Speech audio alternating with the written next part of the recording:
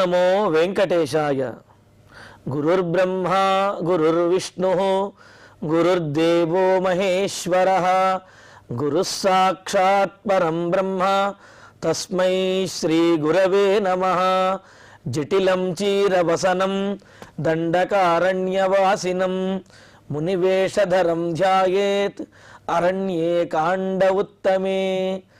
శ్రీరామచంద్ర పరబ్రహ్మణే నమః. అథ శ్రీమద్ రామాయణే ఆదికావ్యే అరణ్యకాండే ప్రథమః సర్గః. అత్రైనం హి మహాభాగాః సర్వభూతహితే రతం అతిథిం పర్ణశాలాయాం రాఘవం సన్యవేశయన్.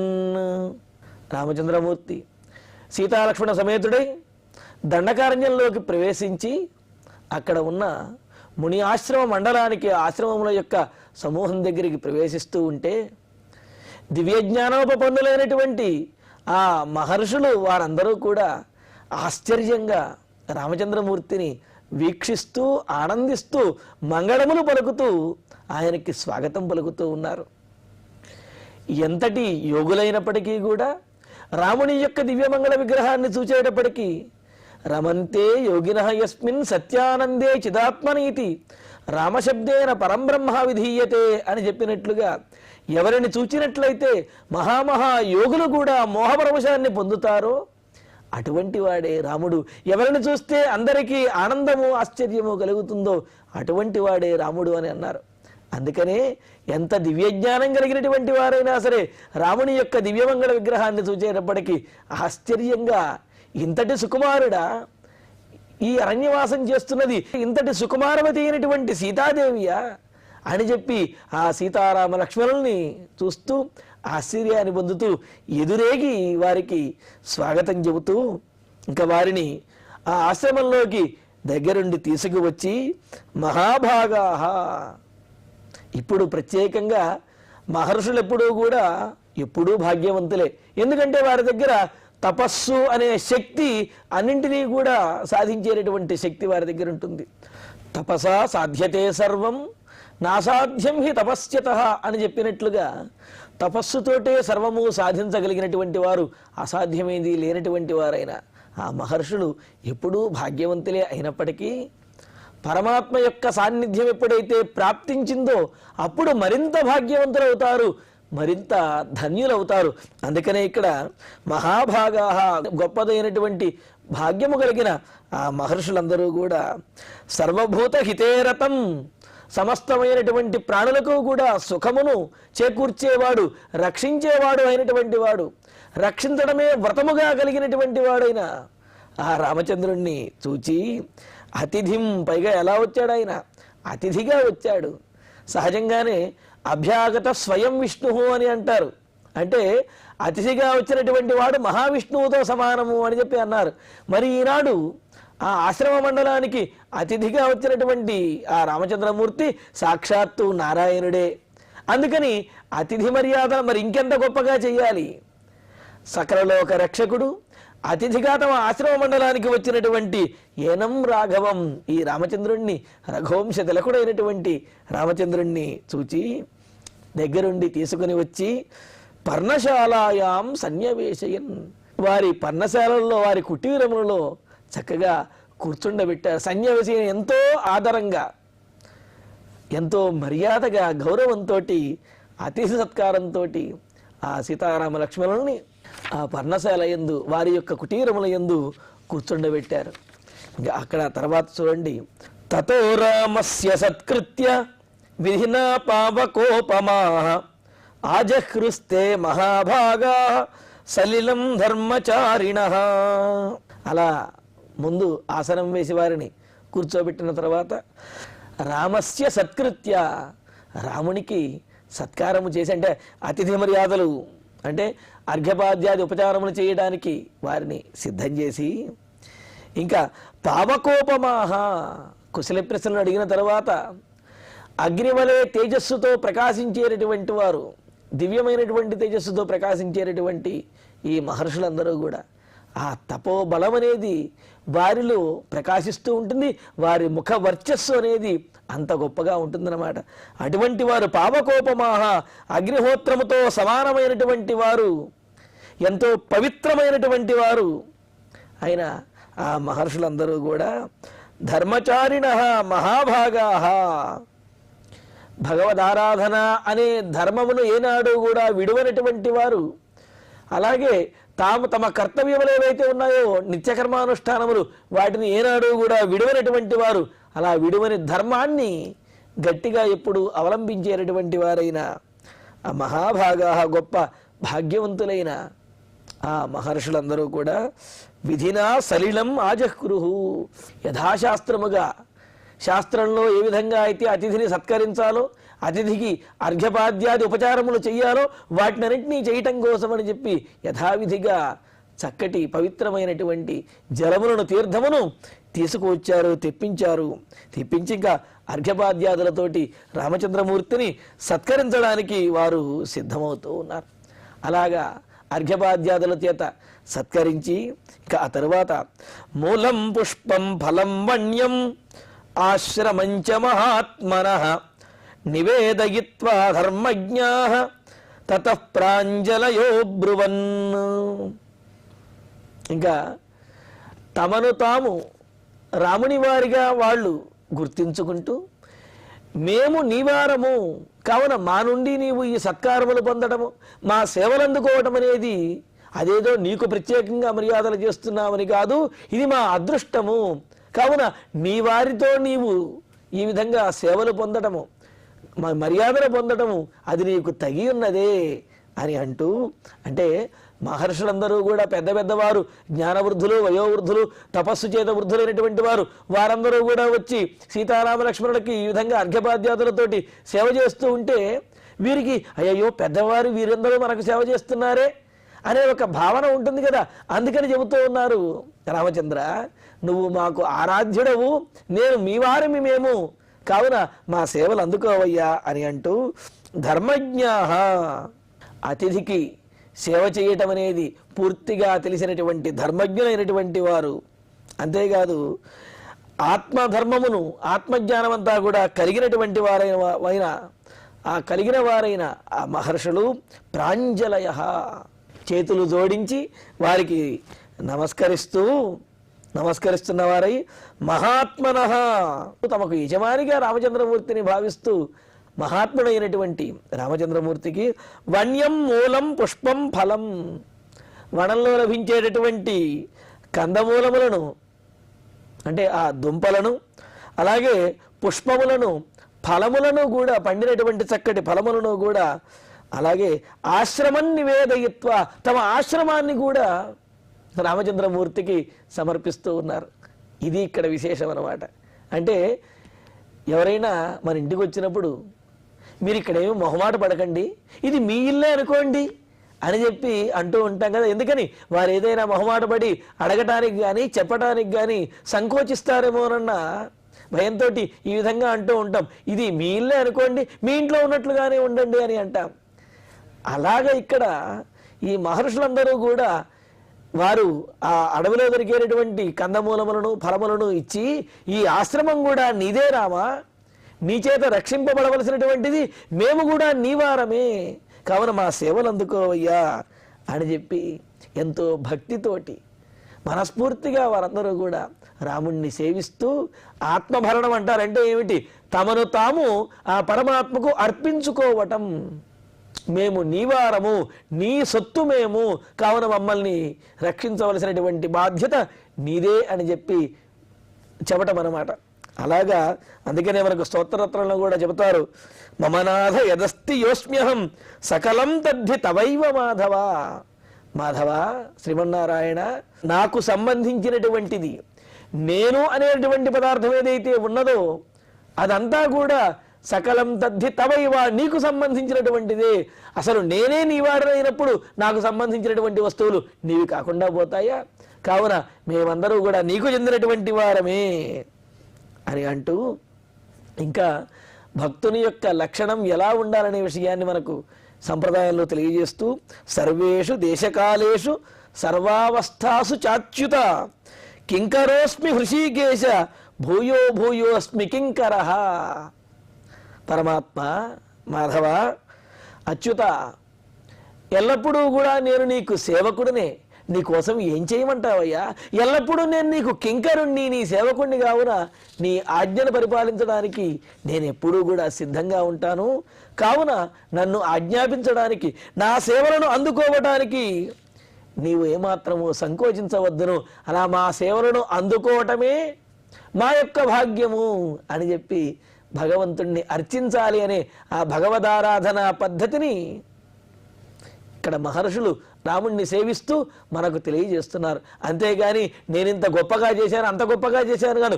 ఎంత గొప్పగా చేశామనేది ముఖ్యం కాదు, ఎంత భక్తితోటి, ఎంత పరమాత్మ యందు ఆ అర్పణ బుద్ధితోటి చేశామో అది ముఖ్యమన్నమాట. ఈ విధంగా వారు పరమాత్మను, రామచంద్రమూర్తిని సేవిస్తూ వారి యొక్క వనంలో దొరికేటటువంటి ఫలములను, కందమూలములను, పుష్పములను సమర్పించారు అన్నారు. అయోధ్యానగరంలో కందమూలములు తిన్నాడా రామచంద్రమూర్తి? అయోధ్యానగరంలో కేవలం పళ్ళు మాత్రమే ఆహారంగా స్వీకరించాడా? కానీ ఇక్కడ ఈ మహర్షులు తమకు దొరికేటటువంటి ఆహారం ఏదైతే ఉన్నదో, అడవిలో దొరికే ఆహారం, దానిని రాముడికి భక్తిగా సమర్పిస్తున్నాడు. మరి రాముడు వాటిని ఎలా స్వీకరిస్తాడు అంటే, వారు ఏ విధంగా అయితే పత్రం పుష్పం ఫలంతోయం యోమే భక్త్యా ప్రయచ్చతి అని చెప్పినట్లుగా ఏదైనా సరే మనస్ఫూర్తిగా భక్తితోటి సమర్పించినట్లయితే ప్రియంగా పరమాత్మ కూడా స్వీకరిస్తాడు. ఇక్కడ భక్తి అనేది ముఖ్యము అనే విషయాన్ని తెలియజేస్తున్నారు. ఇందులో శాస్త్రం కూడా మనకు ప్రమాణం తెలియజేస్తున్నది. యథాహారో భవేత్తేన పూజయేత్ పితృదేవతాః తేనైవ పూజయేన్ నిత్యం అతిథిం సముపాగతం అని శంఖస్మృతి మనకు తెలియజేస్తుంది. మనం ఏ ఆహారాన్ని అయితే ప్రతినిత్యము కూడా స్వీకరిస్తూ ఉంటామో, ఏ వస్తువులైతే మనం వినియోగిస్తూ ఉంటామో, అంటే వినియోగిస్తామంటే ఏవి మనకు ఉపయోగపడుతూ ఉంటాయో అటువంటి పదార్థములతోటి, అటువంటి ఆహార పదార్థములతోటే పితృదేవతలకు కానీ, దేవతలకు కానీ, అతిథికి కానీ పూజ చెయ్యాలి అని మనకు శాస్త్రం తెలియజేస్తున్నది. చూడండి, మన సనాతన ధర్మం ఎంత అనుకూలంగా ఉంటుందో దీనివల్ల తెలుస్తున్నది. ఏదో గొప్పగా అది తీసుకురండి, ఇది తీసుకురండి అని చెప్పటం లేదు.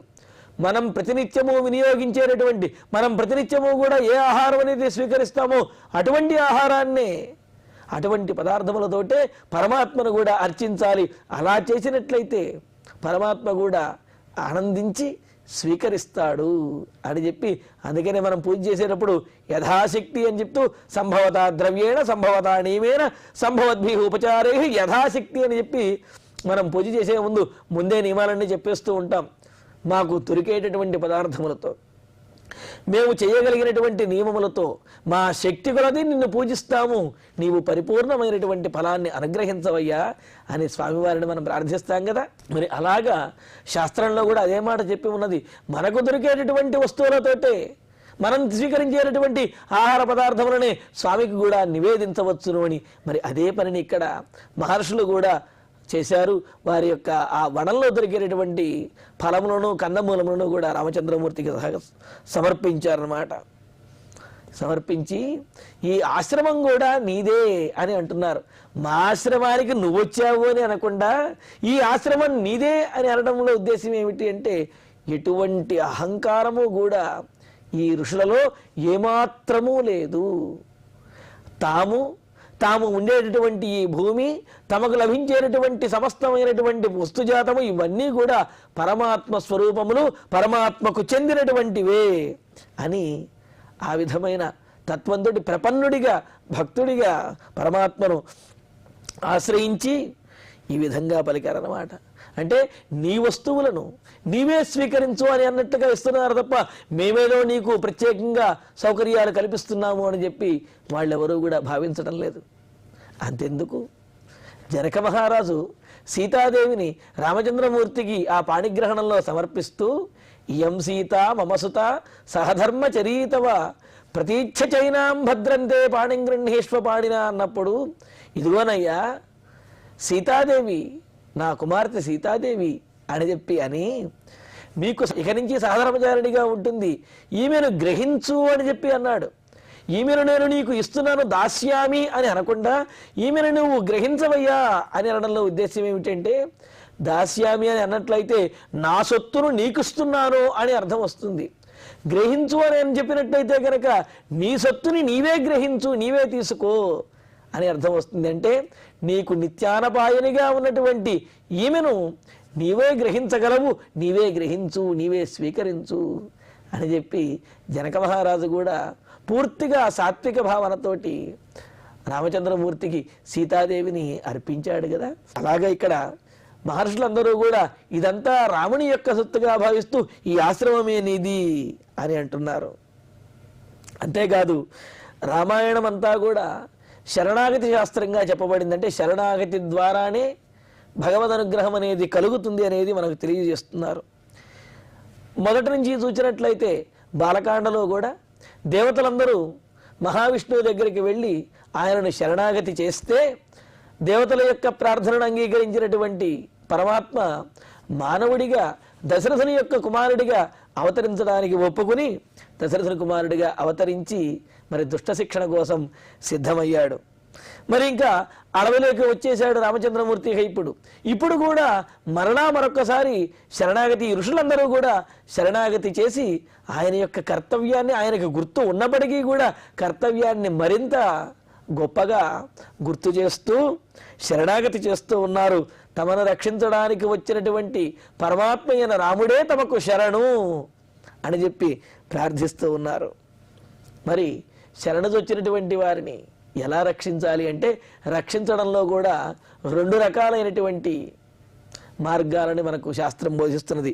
సాధనంచ ద్విధాకార్యం ధర్మద్వేష నిరాకృత శస్త్రాస్త్ర వ్యూహ రూపేణ శాస్త్రరూపేణ చైవవా అని అన్నారు. 2 రకాలుగా రక్షించవచ్చుట. అసలు రక్షణ అంటే ఏమిటి? అనిష్ట నిరసనము, ఇష్టప్రాప్తిని కలుగజేయటము. మరి ఇక్కడ 2 రకాలుగా అని అంటే శాస్త్రము చేత హితాహితములను తెలుపడం అనేది మొదటి రకము అయితే, ధర్మమును విరోధించేవారు ఎవరైతే ఉంటారో వారిని శస్త్రాస్త్రముల చేత వధించేసి ఇతరులను, శిష్టులను వారిని రక్షించడం అనేది ఒక రకమైనటువంటి మార్గంగా మనకు తెలియజేశారు. ఏ విధంగా అయితే పొలంలో సరైనటువంటి మొక్కలను రక్షించడం కోసం అని చెప్పి కలుపు మొక్కలు ఏవైతే ఉంటాయో వాటిని పీకి అవతల పడేస్తూ ఉంటారు కదా. అలాగే సాధుజనులను, శిష్టులను రక్షించడం కోసం రాక్షసులు ఎవరైతే ఉంటారో దుష్టులు, వారందరినీ కూడా సంహరించడం కూడా ఒక పద్ధతిగా తెలియజేస్తున్నారు. ఈ విధంగా అనిష్ట నిరసన పూర్వకంగా ఇష్టప్రాప్తిని కలుగజేయటమే సంరక్షణము అని చెప్పి అంటున్నారు. మరి ఆ విధంగా వీరందరినీ సంరక్షించడం కోసమే అవతరించినటువంటి రాముడు మరి అనేకమైనటువంటి కష్టాలు పడ్డాడు కదండి. వీరిని సంరక్షించడం అనేది విశేషమైతే అసలు రాముడికే అన్ని కష్టాలు వచ్చాయి కదా అని చెప్పి మనందరికీ అనిపిస్తుంది. అయితే దీనికి సమాధానం చూడండి. భక్తేచ్ఛయా జాత శరీర సంపద అని అన్నారు.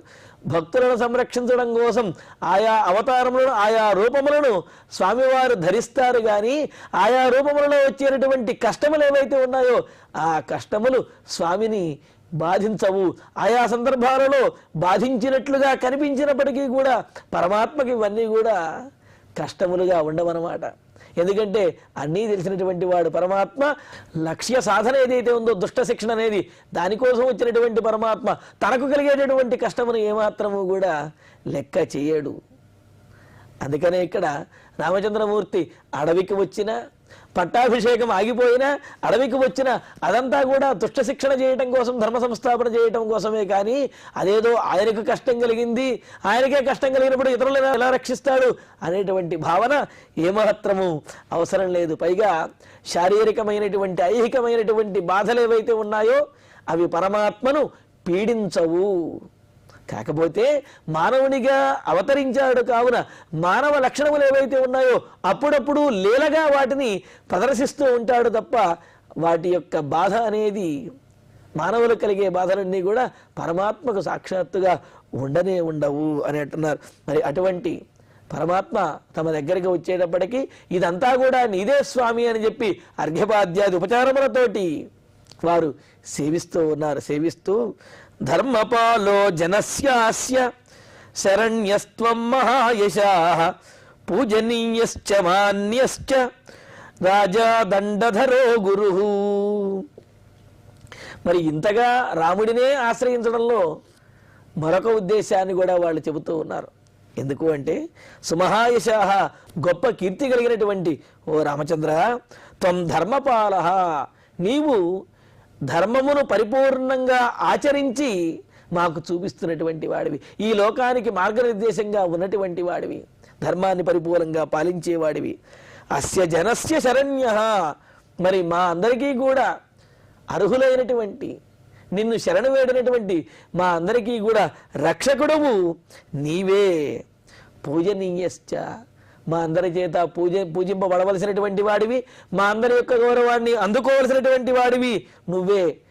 ఎందుకు అంత గౌరవం? కేవలం శరణాగతి చేస్తే సరిపోతుంది కదా, గౌరవించవలసిన అవసరం ఏమున్నది అని అంటే, శరణాగతి చేయట పరమాత్మ అనే భావనతో శరణాగతి ఏ విధంగా అయితే చేశారో, మరి రాజుగా వచ్చినటువంటి వాడికి ఆ రాచమర్యాదను కూడా ప్రదర్శించాలి, రాచమర్యాదను కూడా పాటించాలి. కావున వీళ్ళు పూజనీయుడిగాను అదేవిధంగా మర్యాదతోటి గౌరవాన్ని చూపిస్తూ రామచంద్రుని వద్ద వెలుగుతూ ఉన్నారు. అదే అంటున్నారు, రాజా నీవు రాజువి, దండధర అంటే దుష్టులను శిక్షించడానికి కర్త అయినటువంటి వాడివైనా మరి అటువంటి నిన్ను మేము గౌరవించి తీరాలి కదా. ఇటువంటి లక్షణములు ఎవరికి ఉన్నా ఆ లక్షణములన్నీ కూడా కలిగినటువంటి వాడిని గౌరవించి తీరాలి. ఎందుకు అంటే రాజు అంటేనే నా విష్ణు పృథివీపతి అని శాస్త్రం చెబుతున్నది. మహావిష్ణువు యొక్క అంశ లేనటువంటి వాడు, మహావిష్ణువు యొక్క అనుగ్రహం లేనటువంటి వాడు రాజు కాలేడు. కావున రాజు అయ్యాడు అంటే అతనిలో మహావిష్ణువు యొక్క అనుగ్రహము అంశ ఉన్నట్లే. అటువంటి వాడిని తప్పనిసరిగా గౌరవంతో మర్యాదతో వారిని ఆశ్రయించాలి, వారిని గౌరవించాలనే విషయం చెబుతున్నది. మరి అందుకనే రామచంద్ర, మిమ్మల్ని ఈ విధంగా ఆశ్రయించి శరణాగతి చేసి మిమ్మల్ని గౌరవిస్తున్నాము, మీరు మా చేత మా పూజలను అందుకోవాలి అని చెప్పి అంటూ, మరి రాజు ఎలా ఉండాలి? దుష్టులను శిక్షించడంలోనేమో దండధరుడు యముడిలా ఉండాలి, శిష్టులైనటువంటి వారిని రక్షించడంలోనేమో తండ్రిలాగా ఉండాలి అని అన్నారు. అందుకనే అదృశ్యశ్చాభిగమ్యశ్చ యాదోరత్నైరివార్ణవ అని చెప్పినట్లుగా సముద్రుడు మరి అందులో అనేకమైనటువంటి రత్నములు ఉంటాయి, అలాగే క్రూరమైనటువంటి జలచరములన్నీ కూడా ఉంటాయి. అదేవిధంగా రాజులో ఆశ్రయించినటువంటి వారికి సహకరించేటువంటి వారిని ఆదుకునేటువంటి దయాస్వభావము ఉండాలి, దుష్టులను శిక్షించేటువంటి కాఠిన్యము అది కూడా ఉండాలి అన్నారు. మరి అటువంటి లక్షణములు కలిగినటువంటి రాజుని మేము పూజించుకోవాలి కదా, కావున మా పూజలు అందుకోవయ్యా అని అంటూ, ఇంద్రస్యేహ చతుర్భాగః ప్రజా రక్షతి రాఘవ రాజా తస్మాద్వరాన్ భోగాన్ భుంక్తే లోక నమస్కృతః. రాజు పూజింపదగినవాడు అనే విషయాన్ని మరలా సప్రమాణంగా ప్రతిపాదిస్తూ, రాఘవ రామచంద్ర, ఇంద్రస్య చతుర్భాగః రాజా, ఇంద్రునిలో 4వ భాగంగా రాజు అవతరిస్తాడు. అంటే ఆ ఇంద్రుని యొక్క అంశ కూడా రాజు యందు ఉంటుంది అని అంటూ, మరి అటువంటి రాజు ప్రజాహ రక్షతి, ప్రజలను రక్షిస్తూ ఉన్నాడు. దేవేంద్రుడు ఏ విధంగా అయితే లోకములన్నింటినీ పరిపాలిస్తున్నాడో, పరిపాలించడం అంటే తన దిక్పాలకులతో కలిసి దేవేంద్రుడు ఏ విధంగా అయితే లోకమును పరిపాలిస్తున్నాడో, అదేవిధంగా ఆ దేవేంద్రుని యొక్క 4వ అంశ కలిగినటువంటి రాజు కూడా ఆయా దేశములను పరిపాలిస్తూ ఉంటాడు. తస్మాత్ లోక నమస్కృతః, అందువల్ల రాజు లోకమందరి చేత కూడా నమస్కరింపదగినటువంటి వాడు, రాజుకి నమస్కరించాలి. వరాన్ భోగాన్ భుంక్తే, అంతేకాదు సమస్తమైనటువంటి భోగములను కూడా రాజుకి కల్పించాలి. అలా కల్పించినప్పుడే రాజు ఆ మర్యాదను రాజు దగ్గర పాటించినప్పుడు రాజుకి బాధ్యత మరింత ఎక్కువ అవుతుంది. దానితోటి పూర్తి బాధ్యతతోటి తనను ఆశ్రయించినటువంటి వారందరినీ కూడా సంరక్షిస్తాడు అని అన్నారు. అంతేకాదు ఇంద్రుడు ఏ విధంగా పరిపాలిస్తాడనే విషయాన్ని చెబుతూ మనకు శాస్త్రంలో అష్టాభిర్లోకపాలానాం మాత్రాభి కల్పితో నృపః అని అంటూ, ఇంద్రుడు అదేవిధంగా మిగతా 8 మంది లోకపాలకుల యొక్క అష్టదిక్పాలకుల యొక్క అంశతోటి రాజు నిర్మించబడతాడంటున్నాడు. అంటే రాజులో ఈ ఇంద్రాది అష్టదిక్పాలకుల యొక్క అందరి యొక్క అంశాలు కూడా రాజులో ఉంటాయి. కావున ఆ రాజుని పూజించాలి, గౌరవించాలి అనే విషయాన్ని చెబుతూ, ఇంకా అందువలనే నీవు మాకు రాజు అయ్యా, నువ్వు అడవిలో ఉన్నా, అయోధ్యానగరంలో ఉన్నా, ఎక్కడున్నా సరే నీవు రాజు మాకు అని అంటూ ఆ రామచంద్రమూర్తికి సపర్యలు, సేవలు, అదేవిధంగా అతిథి సత్కారములను చేస్తున్నారు ఆ మహర్షులందరూ కూడా. ఇక్కడ మరొక విశేషం ఉన్నది. ఇంద్రసేవ అని అనటం వల్ల ఇంద్రుడిలాగా అనడంలో ఉద్దేశ్యం ఏమిటంటే,